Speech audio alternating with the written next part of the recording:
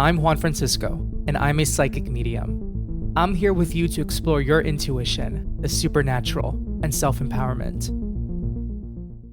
This is Third Eyesight. Hey, everybody, welcome to another episode, another week of Third Eyesight. This week, I want to talk about when you have a ghost or a spirit in your home, what that means, what you can do about it. Now, in terms of my experience with this, I personally have not had hauntings in the places where I have lived. I've had spirit visit me and manipulate things, like move items. At least I think they did. Things I couldn't explain happening in my home. But I don't really have experience of things happening on a recurring basis. And what has inspired me to talk about this is that my brother and his wife, my sister-in-law, things have been really picking up in their home supernaturally. And when my sister-in-law first moved into their home, little things were happening here and there. And I told them I think she's very connected. She's connected to her grandmother, to her ancestors. And I know that my brother also has the abilities, but just doesn't explore them as much. That's okay. But things have been picking up a lot recently. So some examples. My sister-in-law told me once that she was up at 5 a.m. in the morning, maybe 4 a.m., and she has this full-body mirror hanging from a door, a regular door. And she saw this mirror swing on its own, right in front of her. The dogs will at least one dog of the two will stare at something. Yesterday, or today, excuse me, I've just gotten over COVID, everybody, and even though I tested negative, I still feel some yuck. So pardon the coughing. Today, my brother was telling me that they have this electric razor that kept going off on its own. And before it started going off, one of my brother's dogs had grabbed one of the treats from downstairs that my brother gave to her and took it upstairs to eat it. And my brother said she never does that. And when she was upstairs, she looked into the bathroom and looked into the shower or something. And then the razor started going off, the electric razor. And it spooked them. It spooked my brother and my sister-in-law. And I told him, I don't think it's anything bad. And he says, no, we don't feel like it's anything bad, but we're just spooked. And they went to go get fast food. He's like, I can't deal with this. I'm going to go get some fast food for us. So if this happens to you, this happens in your home where things go off, things happen, and maybe it doesn't spook you because you know it's something positive. You don't have that fear. And it's natural to have that fear. When things go on around us that are out of our physical control, that's spooky. Listen, I love horror movies. I get spooked watching horror movies. I enjoy getting spooked to a certain extent, but it's unsettling. And so I'm going to tell you what I told my brother. I said, just take command of your space and confidently tell the soul, thank you for visiting. Could you please not manipulate electronics or other items? Send us rainbows, send us flowers, send us other signs, but please don't manipulate anything in the house and be in God's white light. And I think that's really all there is to it. I think Spirit listens to us when we make a request and when we make it with confidence and when we have a commanding, again, confident approach to how we're asking them to do or not do something. And I think sometimes people will talk to Spirit like they're a toddler. I've mentioned this in a past episode. And, you don't want to talk to Spirit. I mean, you can talk to Spirit however you want to. Spirit does not get offended, in my opinion. But there's no need to baby talk Spirit. Just say confidently, can you please stop doing that? Thank you for being here. We appreciate your presence. Please be in God's white light and just send us other signs instead. I think they'll listen. I was thinking a little bit about attachments and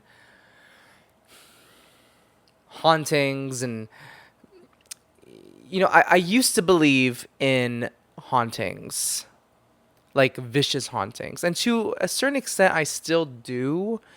But when it comes to things like really evil things or dark things, I'm going to say something not a lot of you are going to like, okay? But I have found that sometimes I will meet certain people online, in person, and I think I just get this intuitive hit, or I just get this feeling of, ooh, this person, I don't know about this person. There's something iffy about their energy. Or if they're a nice person, but I still feel something, is like, this person has something to work through. Or this person, the way they're talking about themselves is very negative. The way they talk about other people, the way they talk about XYZ, I'm not liking how they're talking about themselves or how they're expressing themselves. I don't like it. Doesn't sit well with me. And then sometimes those people will say that they believe in negative attachments and that they've had negative attachments. I'm like, yep, that tracks. That tracks. What I'm saying is not that these people attract negative attachments. What I'm saying is that the mind is very powerful and we are creative beings. We can create energies. And I find that usually these stories about negative attachments come from people who have things they have not worked through themselves. I'm thinking of one person who used to be my friend, someone that I think I trauma bonded with them, honestly. And I had told them over the course of some time, like, hey, let's ease up on the codependency with each other. And she couldn't do it. She couldn't do it. And this was somebody who told me that she had a portal in her last apartment, a dark portal. And yet this woman, she's a lovely woman, but she has a lot that she, as we all do, have to work through. And some people have more to work through than others because they're avoiding working through it. They're avoiding being honest with themselves. And they blame everybody else for their problems, AKA this was this person. And I just find it interesting that this person is someone who believes in negative attachments and believes that she had a dark portal in her last apartment. And there's a reason I'm not friends with her anymore. Not because of that, but because of everything else. But I think it's a coincidence, or maybe it's not a coincidence. Now, please, before anyone gets offended by what I just said, I'm not saying that negative energy is not real. What I'm saying is there is nothing that can hurt us unless we allow it to hurt us. I don't understand how in this vast, beautiful universe, it will let shit happen to us. On the street, we're walking down the street, someone's mean to us. Yes, okay, that will happen. But isn't that enough to live with? Why would the universe let negative energies, like ghosts and demons, come possess us good, well-meaning people? Doesn't make any sense to me. And I just find that most of the time, when I hear these stories about negative attachments, it comes from people that don't like themselves, that have other things they haven't worked through. And I don't think there's a coincidence there. And I will be proven, I will believe differently when I'm proven wrong, because I'm not pretending to know everything. So back to hauntings. When I think about these hauntings and haunted houses, and listen, I've been to places that are on the most haunted lists, okay? Gettysburg, Savannah. There's a place here in New York City that's purportedly very haunted. People hear a demon scream on audio EVP. I've been to these places. I've done investigations there as part of tours, okay? In all of these places, I've never felt evil. Never. Except one place. In Edinburgh, I was in I think it's the Greyfriars Kirkyard. Is that the name of the cemetery? Greyfriars? I think so. And we went into this one tomb, that they say the spirit pinches women and is not nice to women. It's supposed to be like a vortex. And I got scared because my brain was like, okay, here are all these stories. Everyone else in this tomb with me is probably feeling on edge. Energy is so strong and creative that it can create an energy in a room when everyone's feeling the same thing. It's like when you walk into a room and you feel just low because the people in the room are in a bad mood, or the people that were just there left a bad mood energy in the room. Energy is very contagious, right? So if I'm in a room with a bunch of people and we're all feeling scared, that's a lot of charged energy. But outside of that, I mean, I've been to places where they say scary things have happened, and I had experiences, and it was anything but scary. I always talk about my experience at the Moore's Jamel Mansion with the soul of Eliza Jamel, where I communicated with her soul, and she was known to not like having men in her bedroom. And she was communicating with me in her bedroom and told me in front of 20 other people through an EMF detector or a REM pod that she was okay with having me in her room. And people say, at least on Ghost Adventures, they've depicted her as this like snarky, old, cranky woman who screams at children. So how much of it is up here in our brains? How much of it are we creating? Because we are basing we're basing our approach to hauntings, basing it in our fear, right? Or is there something that, like, if there's a haunted house and a family's living in it, is the family's own energy, or is the family going through something that is feeding into the energy? And I know that sounds victim blamey, okay? I am not a victim blamer. But when it comes to energies, I believe in taking some responsibility for our energy.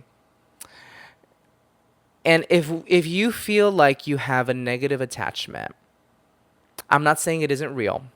Because listen, just as Shakespeare said, I'm going to paraphrase it, there's more Horatio than you could ever dream of. There are things that exist that we don't even know of or even have thought of yet. So I'm not pretending to know everything. But as someone who used to believe in this stuff and still kind of likes to get spooked by these stories, I now feel that nothing can hurt us unless we let it. If our energy is strong, our own energy, if our faith is strong, nothing can truly infiltrate. Nothing truly can. And if something does, because, hey, knock on wood somewhere, knock on wood, if 2 years from now I feel like I have a negative attachment, I'm going to go see my girl Daisy, or going to go see like some shaman and be like, hey, please fix this. I'll do it. I will fess up to it and I will say it on this podcast. But I don't worry about, people ask me, when you do mediumship readings, are you afraid of energy staying, or you letting energy in that like accidental negative energy? I'm like, nope, because I don't even give it any thought. I don't turn my dial to that radio station, as Hannah McIntyre has said on her podcast. So when it comes to energies in your home, if you feel like you're getting spooked, just consider, okay, maybe I'm getting spooked because my human brain is having a hard time processing the fact that things are physically outside of my control here in my home. And maybe that in of itself is not scary, but the fact that I'm out of control about this, that's the scary part. Now listen, if you have an experience in your home where something is scratching you, or something is hitting you, or throwing things across the room at you, I'm no expert on that. You got to call a house cleanser, or maybe call a paranormal investigator, or a priest. Maybe even better, a priest or a shaman. But even then, I mean, just reassess, like, okay, I'm going to share this example. Like, sleep paralysis is something a lot of us have not figured out. And some people have a theory that sleep paralysis is a way of the energy body processing trauma. And I find that very interesting. Maybe what's happening around us in our home energetically is a manifestation of what's going on inside of us internally. It's a lot to think about. Questions to think about. So if you feel like you are experiencing something in your home, what I want you to do is just say a prayer to God, to the soul. First, you want to protect yourself in God's white light, or whatever energy you find protective in this universe, and say, hey, thank you for visiting us, for letting yourself be known. Can you please not do that anymore? Can you please just send us other signs, or can you please just go quiet? You're welcome to stay here, but just please don't disrupt our life or don't hurt us. In God's name, in the universe's energy, amen. Is it that easy? Is it that easy? I think it is. If it's something more severe that's going on, then see a professional, see a priest, see a shaman, see a healer. But I really think we are very powerful. And I think that we can command the energy in our home spaces. I remember when I wasn't burning white sage for a while, I was using my hands to cleanse my space. And I went back to using white sage in the last couple years, but for that time that I was just using my hands, going around my space and pretending white light was going through my crown and out my hands, that felt like enough. I like to cleanse my cards with the smoke of white sage, but when I don't have my white sage with me, I just cup my cards, my deck of cards with my hands and just pray over them, and that's enough. I like the white sage because it's a preference. I like the look of it. I like the smell of it. I like the action of using the smoke to cleanse something. But it's not needed. It really isn't needed. All we need is ourselves. And when it comes to cleansing your own space, you are the best instrument. When it comes to being a medium, you are the best channel. Your body is the best instrument for that. The cards, the smoke, the holy water, these are all symbols. Sometimes it's just easier to really process and understand what you're doing at the moment. Like if you're using holy water, the action kind of solidifies it in your brain. I am doing this. I am protecting my space. But really, you don't need these things to protect your space. All you need is visual prayer and your intention. Your intention is super important. Super important. So the next time you feel like you need to cleanse your space, you can use white sage. You can use Palo Santo. You can use whatever you want, bells for sound healing, whatever it is.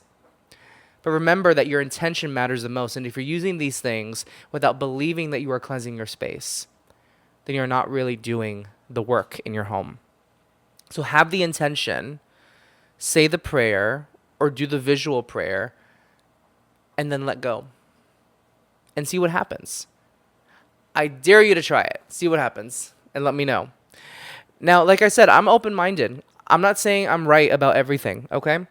But this is just what my experience has taught me as someone who used to believe in a lot of negative attachments and curses. And look, listen, if someone DMs me and says, I'm sending a curse to you, I get a little scared.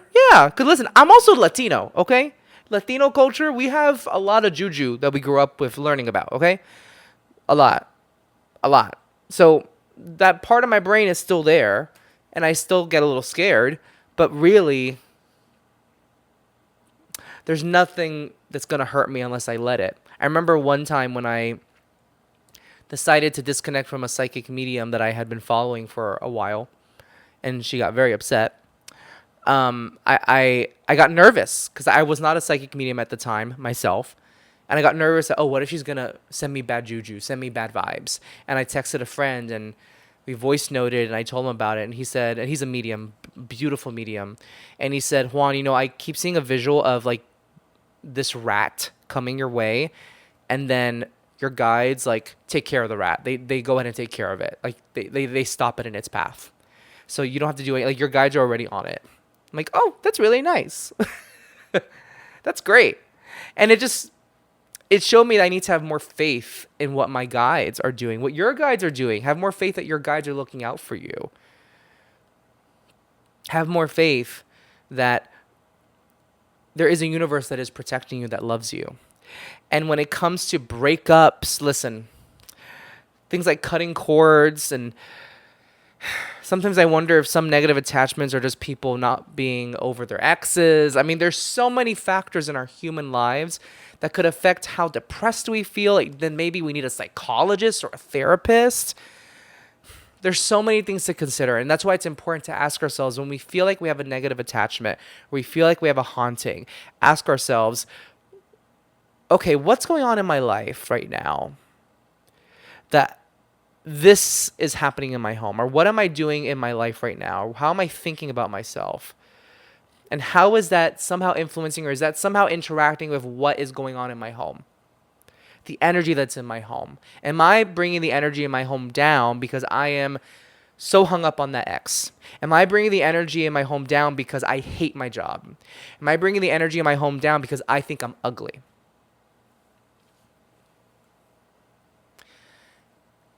Energy is neither created nor destroyed. And we can shift that energy in our home by shifting ourselves. Let me know what you think.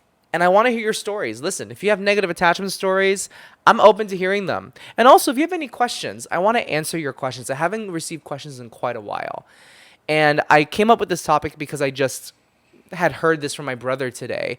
And I asked him for his permission. Can I mention this on the podcast? He said, yeah, sure. And I think it's an important topic. And I've gone over it before in the past, but I've never actually provided a tip on how to handle it. And I also think that you should trust yourself. Definitely feel free to use the prayer that I use as an example for how to deal with things like this in your home. But at the end of the day, do what feels really good for you. And if that means nothing like what I said to you, just go for it. You are the best channel. You have your intuition you can work with. And what works for me may not work for you, and that's okay. As long as it's getting the job done and you're not harming yourself or others, go ahead and do it. Well, that's it for this week. I will see you on the next episode, and I hope you have a lovely rest of your day. Follow the podcast, and please leave a review. If you want me to talk about a specific subject on the podcast, or you have a question for the podcast, go to juanfranciscospirit.com and go to my contact page and submit that question.